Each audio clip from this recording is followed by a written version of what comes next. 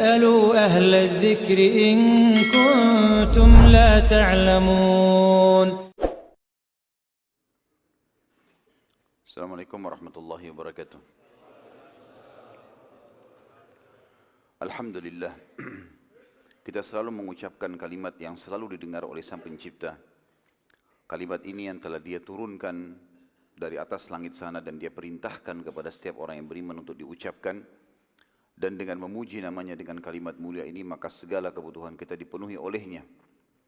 Juga kita panjatkan salam hormat, salawat dan taslim kepada manusia yang telah diperintahkan oleh Allah untuk mengucapkan kepadanya. Dan ini dalam bentuk ibadah juga bagi orang-orang beriman. Dan juga dengan harapan yang sangat luar biasa sebagai seorang hamba yang fakir kepada Tuhannya, agar diberikan 10 kali tambahan karunia yang telah dijanjikan dengan mengucapkan 1 kali salam hormat ini. Juga sebagai balas jasa kepada manusia terbaik, yang manusia yang paling pantas untuk dicintai, dihormati dan juga ditunduki syariat yang dibawa olehnya, manusia yang paling penyayang dan pemimpin anak Adam baik di dunia maupun di akhirat nantinya. Maka sangat wajar kalau kita selalu mengucapkan salawat dan taslim kepada Nabi besar Muhammad sallallahu alaihi wasallam. Alhamdulillah, pada pertemuan yang sebelumnya teman-teman sekalian, kita sudah membahas panjang lebar dan lengkap dengan izin Allah perang Khaybar. Dan bagaimana kita lihat pasukan muslimin berhasil menembus benteng-benteng Khaybar setelah mengepungnya. Jumlah total hari Nabi SAW di sana kurang lebih 40 hari sekian. Dan untuk menembus sekian banyak benteng orang-orang Yahudi, dan akhirnya berhasil dimenangkan oleh Nabi SAW. Pelajaran yang sangat luar biasa yang harus kita ketahui teman-teman sekalian, walaupun janji Allah sudah dipastikan diberikan kepada orang-orang beriman, tetap kita nggak bisa lepas dari sebuah sistem namanya sunnatullah, sistem yang telah Allah terapkan. Janji Allah yang maha perkasa kepada Nabi Muhammad SAW akan menang menembus Khaybar bukan didapatkan dengan duduk manis di Madinah. Nabi SAW waktu balik dari perang atau kesepakatan Hudaybiyah dan akan menuju ke perang Khaybar, belum bisa saja duduk manis di Madinah. Allah sudah janjikan menang, nanti Khaybar akan mengalah dengan sendirinya. Itu tidak. Yang dicontohkan baginda Nabi SAW adalah beliau membentuk pasukan, lalu beliau menuju ke sana, dan suka dukanya sebagaimana sudah kita jelaskan pertemuan yang lalu, tangan Nabi SAW kena anak panah Yahudi, ada juga beberapa sahabat yang mati syahid. Suka duka, 11 hari pertama mengepung benteng pertama, ya, benteng Naim, juga tidak bisa tembus. Nanti setelah hari ke-11, hari ke-12 baru tembus benteng tersebut. Dan seterusnya, benteng-benteng yang lain juga seperti itu, yang akhirnya dimenangkan oleh Nabi SAW dan muslimin. Itu pun Nabi SAW dan para sahabat sempat akan diracuni juga oleh wanita Yahudi yang bernama Zainab. Dan sudah kita jelaskan pada pertemuan kita yang sebelumnya. Jadi ini ada suka dukanya teman-teman sekalian. Berarti memang dalam melalui lika-liku kehidupan kita ini, sebagai orang beriman kita harus tahu, janji Allah benar, orang beriman akan diberikan kemenangan, akan diberikan harta, kekayaan, akan diberikan kebahagiaan, akan diberikan keberuntungan dan masuk ke surga nanti di hari kiamat. Tapi butuh upaya. Allah SWT tidak ingin kita bermalas-malasan, Allah ingin kita berusaha. Makanya Umar bin Khattab radhiyallahu pernah menemui beberapa orang di hari Jumat, selepas Jumat duduk di masjid, enggak bergerak. Kata Umar, kenapa kalian di sini? Mereka bilang, kami menunggu karunia-Nya Allah. Kata Umar bin Khattab sambil memarahi mereka, kalian betul-betul ya sudah jauh dari ajaran agama kalian. Kalian sudah tahu, kalian memanggil Tuhan, ya Allah berikan aku rezeki, sementara kalian tidak ikhtiar, tidak berbuat. Dan kalian sudah tahu bahwasanya Allah tidak akan pernah mencatatkan langit akan menghujankan emas atau perak. Artinya disuruh bergerak. Kalau kita teman-teman sekalian cukup dengan beriman, sudahlah saya beriman. Lalu sholat, ya sudah ucapin saja saya sholat saja, sudah selesai masuk surga. Maka itu berarti mudah sekali. Tapi Allah suruh kita ke masjid, disebutkan fadilahnya, melangkah, ada wudunya, ada wajibnya, ada sunnahnya, ada suka dukanya, gitu kan?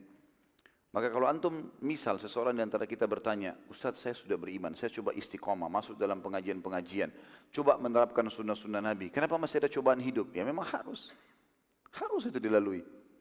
Dan kalau tidak ada suka dukanya, lalu apa yang akan antum kenang nanti di dunia ini? Dengan adanya suka duka, adanya sakit, adanya gangguan orang, adanya sukses, ya, adanya kalah, adanya menang, adanya sehat, adanya sakit. Kita punya kenangan dalam kehidupan dunia. Kalau tidak, maka tidak ada sesuatu yang bisa diceritakan. Kalau polos-polos saja tidak ada sesuatu yang bisa dilalui. Maka tetap kita berpegang pada firman Allah Subhanahu wa taala dalam surah Maryam. Renungi baik-baik ayat ini. Allah SWT berfirman, A'udzubillahi minasyaitonirrajim. Rabbus samawati wal ardi wa ma bainahuma fa'budhu wastabir li'ibadati. Hal ta'lamu lahu samia. Allah itu adalah pencipta, pemilik, penguasa semua langit dan bumi dan apapun ada di antara keduanya. Maka sembahlah dia. Hanya tunduk, patuh, nikmati, kerjakan apa yang diperintahkan dan dihalalkan dan jauhi apa yang dilarang. Dan bersabar dalam masalah itu. Laluin dengan suka dukanya. Sabar, laluin. Maka kalian tentu tidak akan pernah mendapatkan Tuhan selain dia. Jadi sangat jelas sekali bagaimana prosesi-prosesi kehidupan akan kita lalui. Dan itu yang dilalui oleh Nabi SAW. Ini pelajaran penting teman-teman sekalian. Karena kejadian Khaybar ini kejadian yang sangat besar. Janji pasti menang. Tapi Nabi SAW melalui suka dukanya.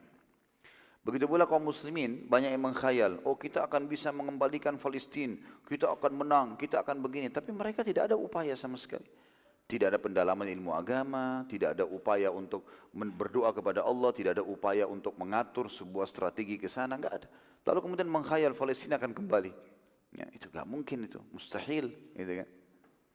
Begitu pula orang-orang yang banyak menjadi dai kemudian mereka berharap oh agama bisa tersebar. Tanpa harus bisa mengajar, nggak perlu mengajar, nggak perlu susun materi. Udahlah, ini Islam terimalah benar, nggak bisa. Pasti akan ada proses-proses, susun materi, sampaikan. Ada orang yang terima, ada orang yang menolak, ada suka dukanya. Sebagaimana Nabi SAW melalui itu. Sekarang kita masuk teman-teman sekalian ke kejadian-kejadian setelah pembebasan Khaybar.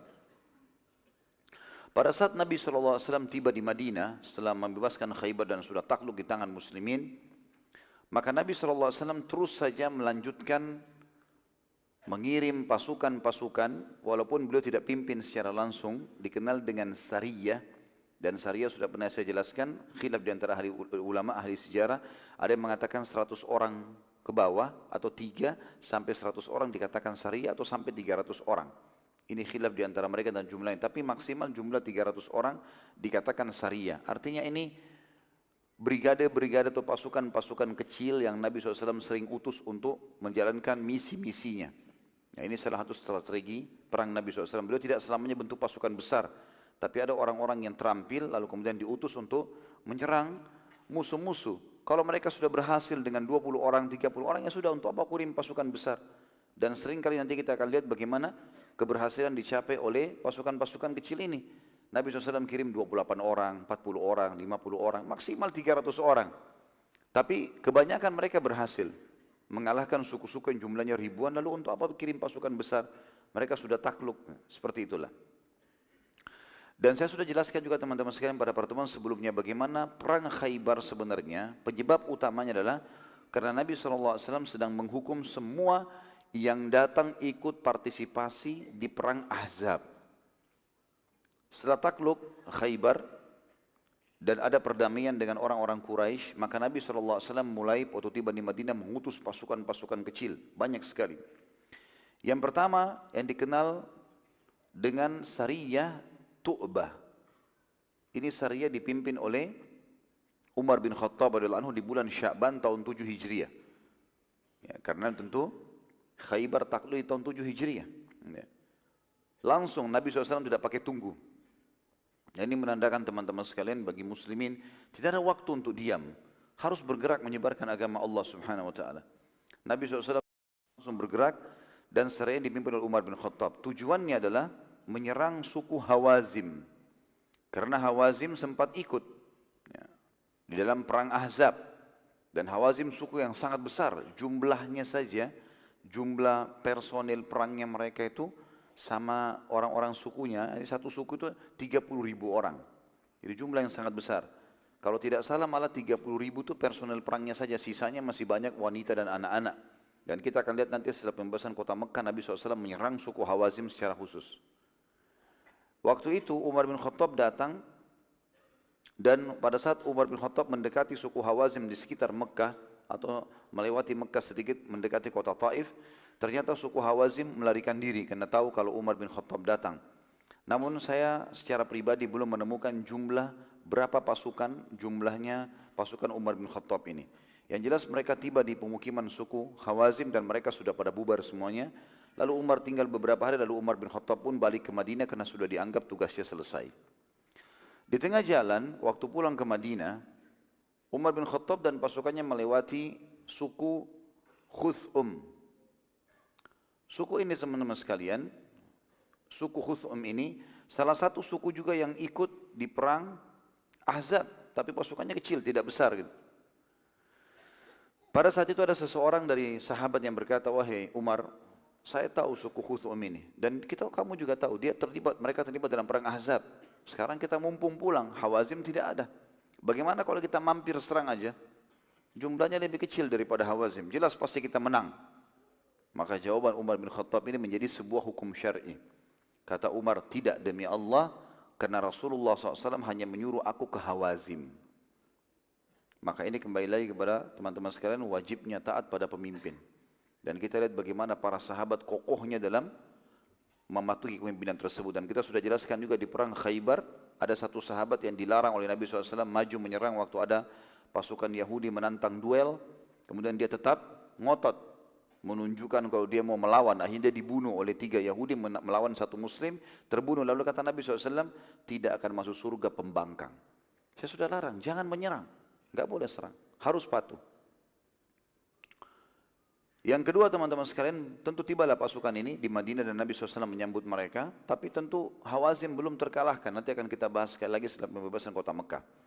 Yang kedua, Nabi SAW mengutus Sariyah Abu Bakar radhiyallahu anhu, dikenal dengan Sariyah ya, Abu Bakar. Dan kita lihat di sini teman-teman sekalian, Nabi SAW mengutus sahabat-sahabat intinya. Jadi bukan berarti sudah menjadi sahabat Nabi lalu tidak ditugaskan. Ini mertua Nabi dua-duanya, yang pada saat itu umurnya juga sudah mendekati umur Nabi SAW. Karena Abu Bakar sama Nabi SAW beda 2 tahun. Begitu juga dengan Umar, gitu kan? Jadi orang yang sudah berumur. Ya, pada saat itu Nabi SAW sudah berumur kurang lebih 60 tahun. Berarti Abu Bakar sudah umur 58 tahun. Dan dijadikan pemimpin perang. Umar bin Khattab di bulan Sya'ban yang sama begitu sariyahnya Umar tiba, Abu Bakar diutus oleh Nabi SAW menuju ke suku Khuzara dan Kilab. Khuzara dan Kilab. Sariyah ini dipimpin oleh Abu Bakar, dan pada saat Abu Bakar datang menemui 2 suku tersebut, dan Abu Bakar berhasil mengalahkan mereka serta pulang membawa banyak ghanimah. Kemudian yang ketiga sariyah Bashir bin Sa'ad radhiyallahu anhu. Bashir bin Sa'ad radhiyallahu anhu seorang sahabat dari Ansar. Beliau memimpin, ini disebutkan jumlahnya dalam buku-buku sirah, 30 orang sariyahnya, menuju ke suku Murrah. Suku Murrah ini suku yang dipimpin oleh Al-Harith bin Auf. Kalau teman-teman masih ingat kita review pertemuan kita yang sebelumnya, yang perang Khaybar, sempat waktu Uyainah bin Husn, pemimpin Ghatafan yang diberikan julukan Nabi SAW si bodoh yang dipatuhi, ya. Dia sempat dinasihati oleh temannya, kepala suku Murrah, namanya Harith bin Auf. Jangan usah kamu ikut-ikutan, Muhammad sudah menang segala macam. Tapi dia nggak mau dengar. Nah, suku Murrah ini, Al-Harith bin Auf, walaupun dia sudah nasihatin Uyainah untuk tidak memerangi Nabi SAW, tapi dia juga ikut terlibat di perang Ahzab. Maka Nabi SAW mengutus Bashir ke sana. Dan pada saat itu, tiba di sana berhasil mengalahkan, ini di daerah Fadak ya, di daerah Fadak. Dan Fadak ini teman-teman sekalian adalah wilayah yang sudah kita sebutkan dikuasai oleh orang-orang Yahudi. Ya, orang-orang Yahudi pada saat itu. Dan Fadak sudah takluk di tangan muslimin waktu itu, mereka membayar jizyah. Ternyata waktu itu suku Murrah sudah mendengar tentang kedatangan Bashir dan teman-temannya, dan diketahui jumlah mereka hanya 30 orang.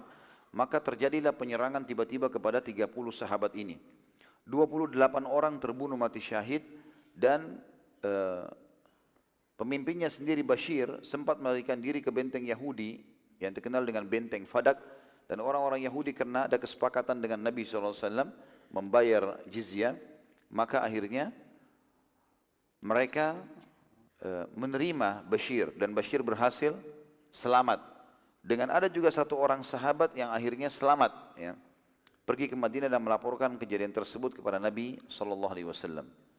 Kejadian yang ketiga ini, sariyahnya Bashir sempat sedikit memicu bangsa-bangsa Arab yang khawatir diserang